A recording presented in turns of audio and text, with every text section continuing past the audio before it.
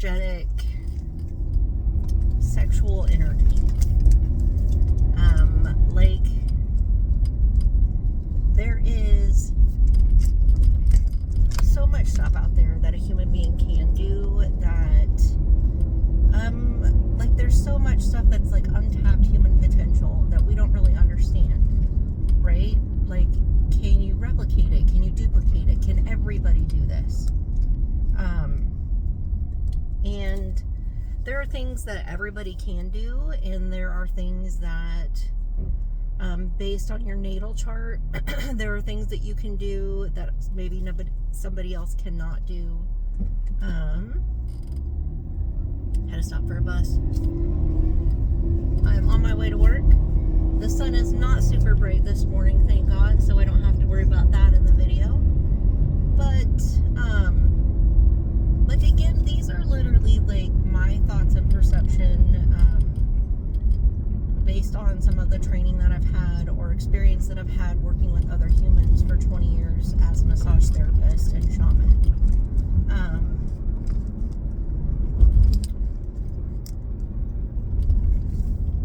Like, when you work closely with other humans, you pick up on other people and their energy and stuff.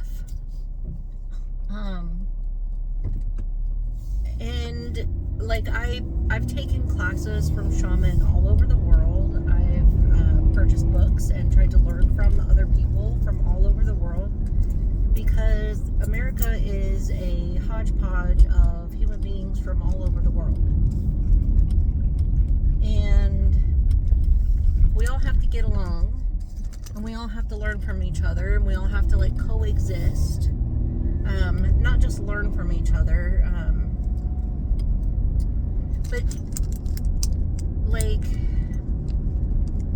you have to understand that person's perspective in order to understand their viewpoint and where they're coming from, right? Like, you can't just be like, oh, well, this is America and this is not how things work. You do have to understand, like, every human being is different, and every human being is going to do things a little bit differently. And at the end of the day, hopefully the takeaway is that I don't own that other human being, and their perspective is just as valid as mine, and they have choices and rights for their own life and their own life path, and I don't own them, and I don't have the right to decide those things for that human being. We do have to follow societal rules and regulations. And when you take classes where, like, I did this summit, energy summit, and heard from an Irishman who is like a Catholic priest, and he talked about how, like, energetically he can like energetically leave his body and have this astral projection and connect to other people. In Reiki, we can do long distance healing. It's actually a part of every single Reiki class that you can purchase and take. So these are not, like, completely off the wall crazy ideas.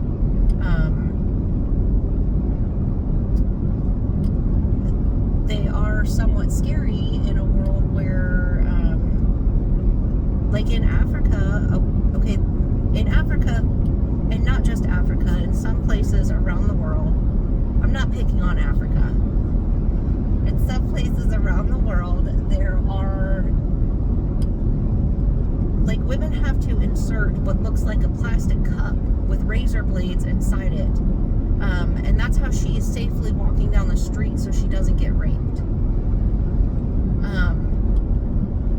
In the Middle East, they just passed a law just last year in 2024, where a woman's voice cannot be heard in public, or she could be murdered. It is against the law for a woman's voice to be heard in public, because it could be too enticing for a man. I don't care for that personally as a female and as an American. I think that it's really sad that you give your power away that easily and make yourself look that weak. That you don't have the ability to control yourself. That your feelings and emotions and sexual urges rule you. I don't care for that mindset. But I'm not from the Middle East and I've never been there, so I don't know. What I do know is that in the state of California, legally, in the USA, in the state of California, it is illegal to engage a minor in sexual intercourse or in sexual activities. It is the law in the state that I live in. So legally, energetically, if I pick up on something that a child is trying to connect to me in that way, because it is normal for children to be curious and to figure out that they can do something and then run with it. It's not like a 16-year-old has never been horny. I don't think that it is inappropriate or outrageous to just simply acknowledge that 15 and 16-year-olds do have sexual urges. However, it is my job as a safe, trusted adult to be like, no, that's never happening. And sometimes I'm very rude about it. Because for some kids, they need that. For some kids, they need that really strong boundary of like, you don't have the right to do that to me. And energetically, like as a shaman, a lot of the things that I work with and that I understand and that my perspective comes from is human biology and how things actually work.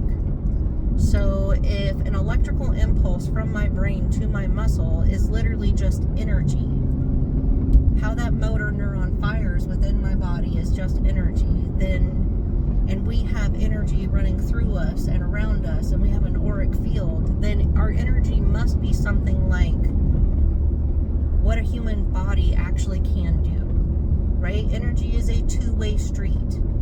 And if things like that are based on human biology, then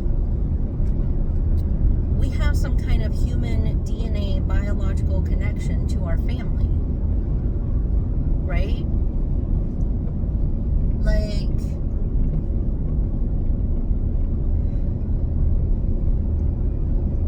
you have to be empowered to know that other people don't have authority over you. You are not owned. You are a human being. You are not something that can be owned.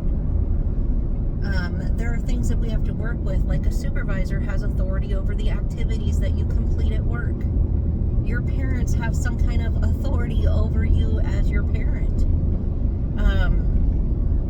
And energetically, like you own you, and you rule your own little planet and your own little body, and you are in charge of yourself energetically. And if you don't give consent to somebody like crash landing onto your planet, and you don't invite that person inside you energetically or in your energetic field, then who are they connected to? Right? If somebody can astral project out of their body and connect to me, and there are classes and courses and books and YouTube videos and all kinds of stuff about people having astral sex and going into a meditative state and being able to do things, then does that mean that other people can do that to me without my consent? And the answer is no. I mean, honestly, like if you are not invited in, like I just have to be aware of it, right? And this is like a rabbit hole that you could go down and talk about forever, right? Because physically somebody can break into your house. So does that mean energetically somebody can? Physically somebody can actually force themselves inside you sexually. So does that mean that people can do that energetically? And that creates a whole lot of fear, right? So, like, when you take classes from people in Africa, like, what do the women there do to keep safe? I mean, if people are doing these things physically, like, what are they doing energetically to protect themselves? Like, I met somebody here in California that's like, yeah, I take that connection that people try to make to me energetically and, like, just push it away to an animal. Because if you want to act like an animal, then you can enjoy the animals. And I don't control that person's perspective or their perception, right? Like, I think that we store memories in not just our brain, but throughout our bodies, and energetically, neurologically, and a neuron fires, an electrical impulse goes to that memory center, and a memory is triggered. So are you having astral sex with somebody? Or are you having like a really PTSD memory of something? Only it wasn't really PTSD because it was an enjoyable moment. Like, can things like that actually happen? Where you're just having a memory and reliving a moment? Because if we can do that from trauma, can we do that with really good stuff too? I mean, one question leads to more questions. And I think that at any given moment, you should try to come from a perspective of empowerment. That other person does not own me, and they don't have the right to do whatever they want to me.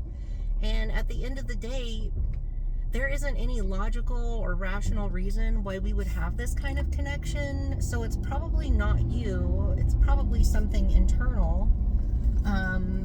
Maybe it's somebody in my own biological family that I'm connected to. Maybe it's a past boyfriend and I had a dream about them last night. You know, like, can you look at things from that kind of perspective? And, like, ask yourself honestly, right?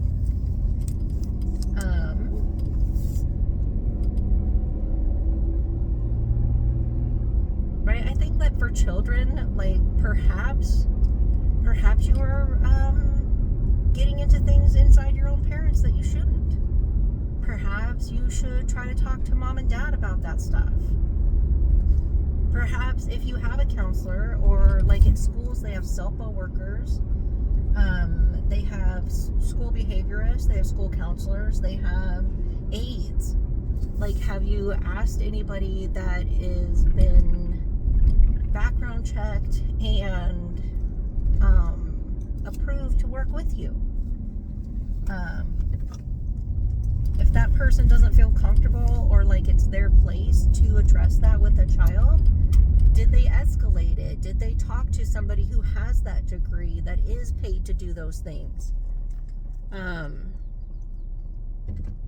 Because again, in the state of California, a child cannot consent to things before the age of 18. Right? So you can ask the question and I can deflect it, because I have to go with what I'm comfortable with as well. Right? Alright, I'm at work. So, I hope you have a great day. I hope the sun shines down upon you. And I hope you always know your worth.